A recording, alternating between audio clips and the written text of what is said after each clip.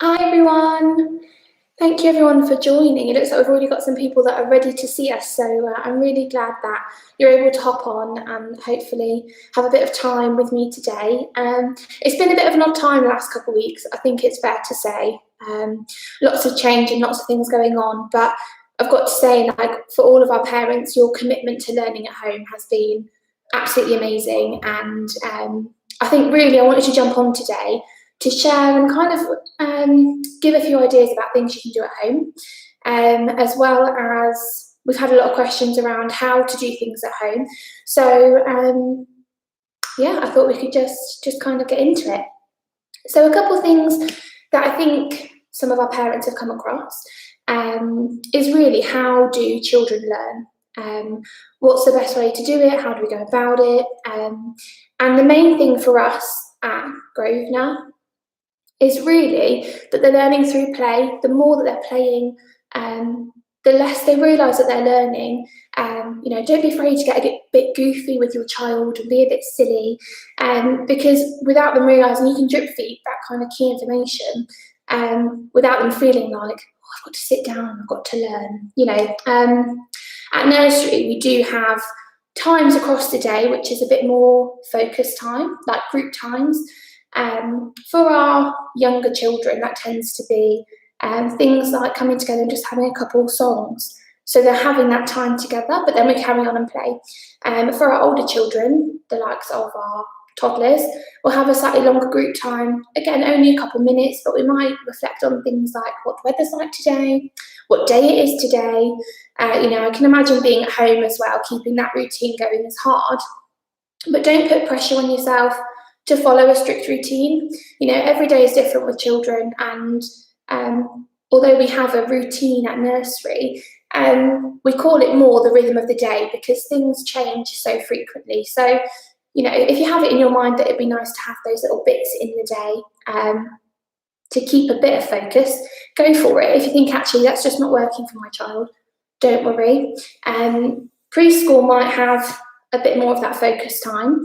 They do have more times across the day at nursery where they'll come together, particularly to look at things like phonics in a fun way, but they will have that kind of, come on guys, let's get together and let's have a look at. So it's something that you can do at home. But honestly, the best thing to do is to just play with them, encourage them to try new things. A couple of parents have said, like, my child loves role play, but really what are they getting from that? And if I'm honest with you, it's a whole heap of things. Role play can support every single area of learning for us in terms of the curriculum.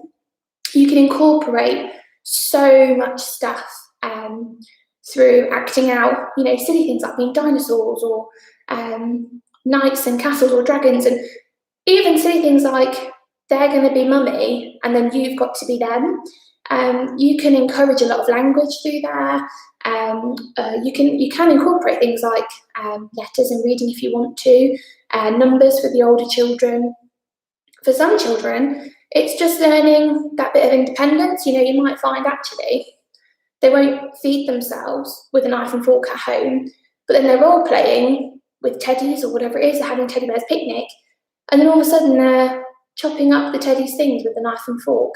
And those skills will naturally develop with that little bit of play. So that's kind of the biggest thing that we do here. And really being aware of your child's interests. So some children might absolutely love role play. For other children, that is the worst thing and they really don't want to get involved in that. So find really what makes your child tick, what they really want to do. Simple things like your child might just enjoy building and creating, sometimes just towers, or it could be they like creating big things or lining things up. Whatever it is that they're finding is really pulling them, you can then start incorporating little things. So they're building a tower, so let's see how many we can build. Should we count as we build them? So that they're getting that number language, but also it's something that they're really, really wanting to do and focus on. So they're just a couple of things about helping your child learn at home. A couple other things that we've had is about focusing. How long should my child be focusing for? They don't really seem that interested in what we're doing, or they only sit down for a couple of minutes. The important thing is there's no real set time on how long a child should focus for.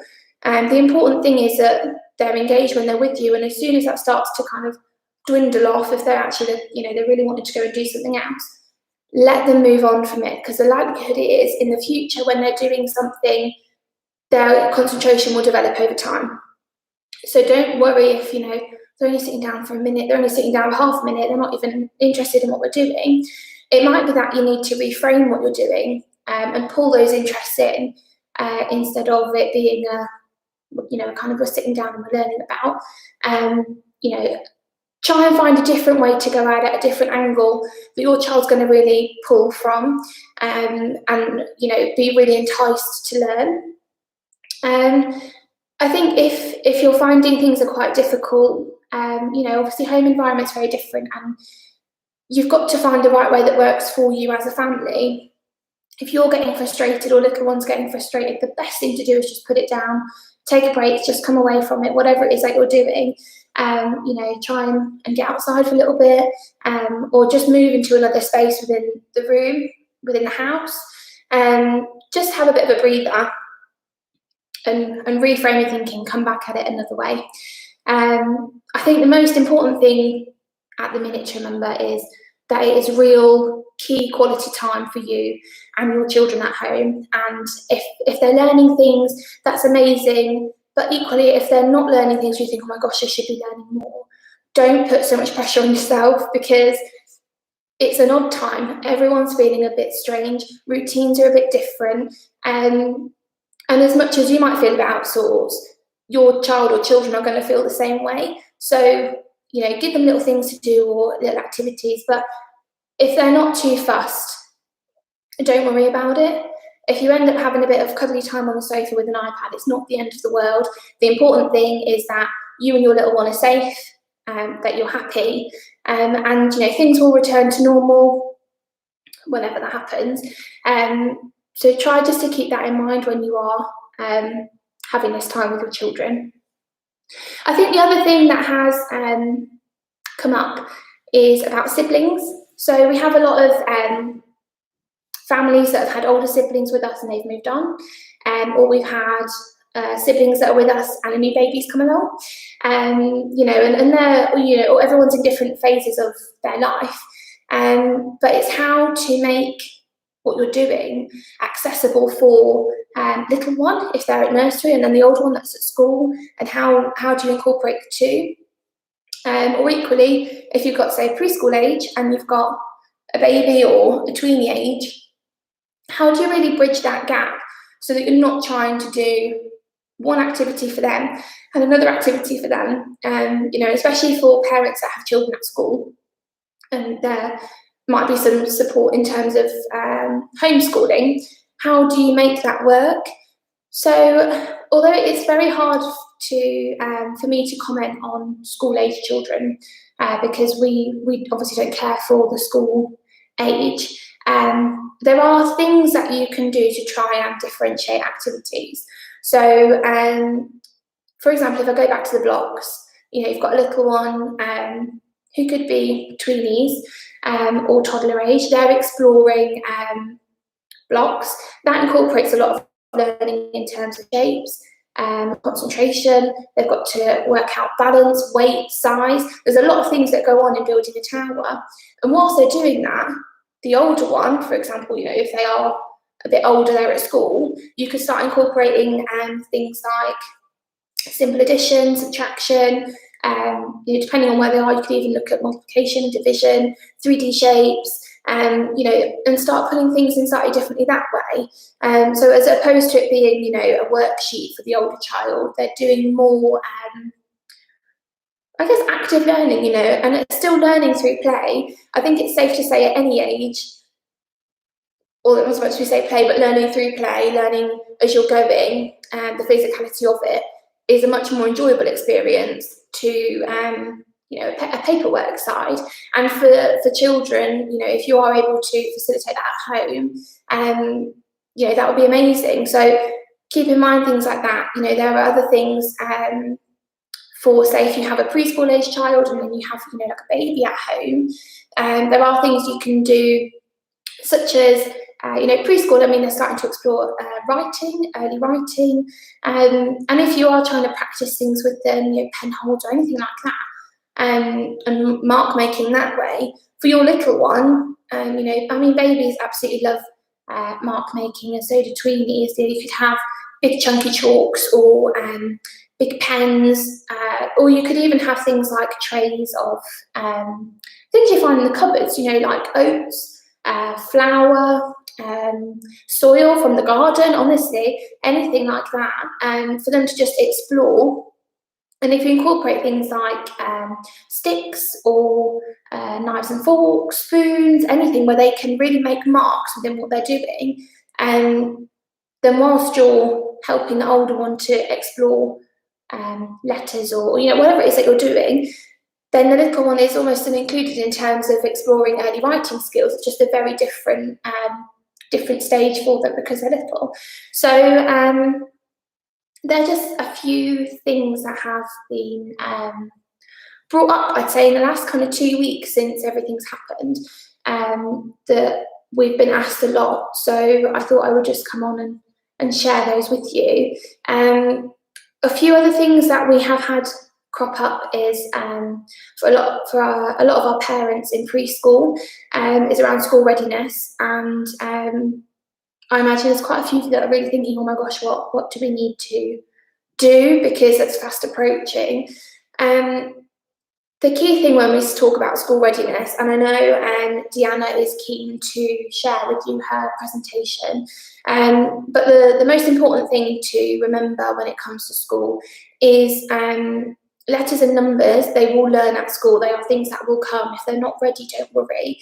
The important thing is that we're building on their communication, we're building on their independence and their ability to overcome obstacles when they arise. So, we want them to be really competent that when they're getting ready to go outside, when they're getting ready for PE, they can get themselves dressed, whether that be laces, Velcro, zips, all those kind of things. And then also things like working in teams in a classroom. Are they able to communicate? Are they able to express their ideas and negotiate with their peers? They're really, really important skills that we focus on. All the time, really, at different stages, at different ages, but building those skills will really support them the right way when it comes to school. If they're able to concentrate and overcome challenges, they're really resilient in themselves. Then when they are faced with, the more formal way of learning, should I say, in terms of sitting in a classroom and listening to a teacher and taking that in, they'll be able to process those things more because they have skills already to be able to enable that to happen. So please don't worry too much about letters and numbers and can they do these things, because they have all the time in the world to learn that at school, and it's lovely if they're interested in it and if you can incorporate their interest into it. We had some children that were trying to write simple words because they really wanted to, and that's wonderful, and we would never ever stop them from exploring that avenue of learning. But the important thing is, if they don't want to learn that right now, then that's okay, and don't feel pressured that you have to make that happen, because those things will naturally come with time. Just trying to say, so the last thing that we were asked about was developmental milestones and kind of age brackets where they should be. What should their development look like right now? And I think with that, there's so much that we can go into in terms of early childhood development. And what I'm kind of going to look to do in the near future is almost like a mini series for YouTube, where we've got each age group or each room and different things to expect within that time. So it's quite a chunky amount of information, and I want to make sure, or we want to make sure, that you're getting as much information as you can. So that will be coming kind of shortly. So that's really all from me in terms of the questions that we've had so far. If there's anything else that you kind of want to know that you're interested in, you can always drop a comment on this video. We also, for our parents, we have Tapestry. We also have Facebook. So there's loads of ways that you can get in contact and kind of pick our brains really, so that we can help you guys more at home. And yeah, that's it from me. So thank you so much for joining us for our first ever live. I'm sure there will be more to come in the future. And yeah, keep in touch and we'll see you all very soon. Thanks so much. Bye bye.